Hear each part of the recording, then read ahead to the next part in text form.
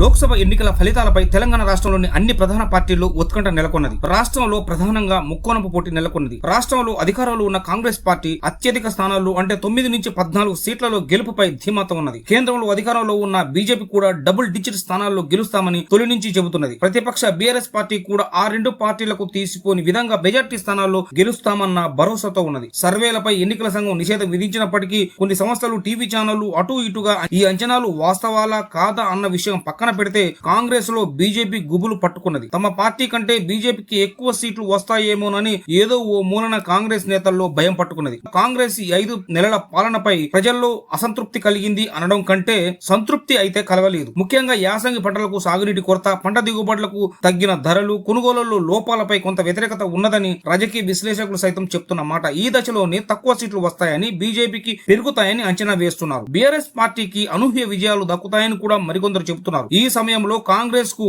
BJP కన్నా, BRS కన్నా తక్కువ సీట్లు వస్తే సీఎం రేవంత్ రెడ్డి పనితీరుపై పార్టీ అధిష్టానానికి ఫిర్యాదు చేయొచ్చని ఆయన వ్యతిరేక వర్గం కాచుకొని కూర్చున్నదని రాజకీయ విశ్లేషకులు సైతం కాదనలేని అంశం. ఎవరెన్ని చెప్పినా సీఎం గా రేవంత్ రెడ్డి స్ట్రాంగ్ గా నిలదొక్కున్నారని మాత్రం ఆయన వర్గం వాదన. దీనిని ఎవరూ కొట్టిపారేయలేరు కూడా. అయితే ఎన్నికల ఫలితాలతో పాటు రేవంత్ పై ఆయన వ్యతిరేక వర్గం ఇప్పటికే కొన్ని అంశాలను కాంగ్రెస్ పార్టీ అధిష్టానానికి చేరవేసిందని గుసగుసలు. అవేంటంటే, ఎన్నికలకు ముందు ప్రధాని మోదీని సీఎం రేవంత్ రెడ్డి పెద్దన్నగా సంబోధించారు. ఢిల్లీ వెళ్లి ప్రధాని అమిత్ షా సహా కేంద్ర పెద్దలను కలిశారన్నది వారి ఆక్షేపణ. అదే విధంగా ఎన్నికల అనంతరం సీఎం రేవంత్ రెడ్డి బీజేపీలోకి వెళ్తారని ప్రధాన ప్రతిపక్షాల ప్రధాన ఆరోపణను వారు అధిష్టానం దృష్టికి తీసుకెళ్లారు. పార్టీ చీలికకు మరో వర్గం రెడీగా ఉన్నదన్న ఉద్దేశంతో ముందే ఈయనే దూకేయొచ్చని మరికొందరి వాదన. వీటిని టేక్ ఇట్ ఈజీగా కాంగ్రెస్ అధిష్టానం తీసుకున్నా, ఒకవేళ కేంద్రంలో ఇండియా కూటమి అధికారం చేపడితే సక్సెస్ఫుల్ లీడర్ గా రేవంత్ రెడ్డిని కేంద్ర కేబినెట్ లోకి తీసుకోవాలని కూడా అనుకోవచ్చని కొందరి అభిప్రాయం. రాష్ట్రంలో చేపట్టిన ఆయన పథకాలను కేంద్రంలో అమలు కోసము ఆయనను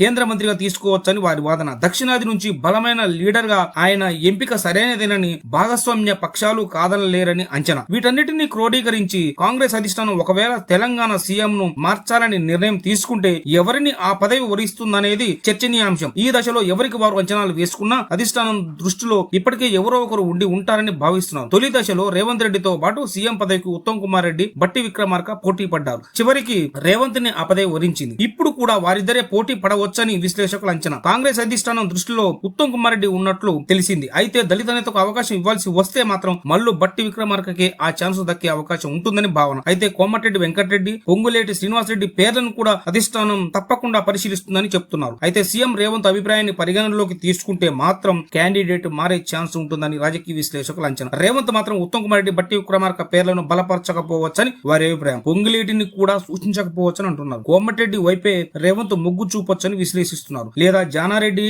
లేదా ఎవరైనా మరొక సీనియర్ నేత పేరు సూచించొచ్చని వాదిస్తున్నారు. ఏదైతేనేమి ఇప్పుడైనా ఇంకొన్నాళ్ళకైనా సీఎం మార్పు అంశం తెరపైకి వస్తే మాత్రం ఇదే జరుగుతుందని రాజకీయ విశ్లేషకులు అభిప్రాయపడుతున్నారు.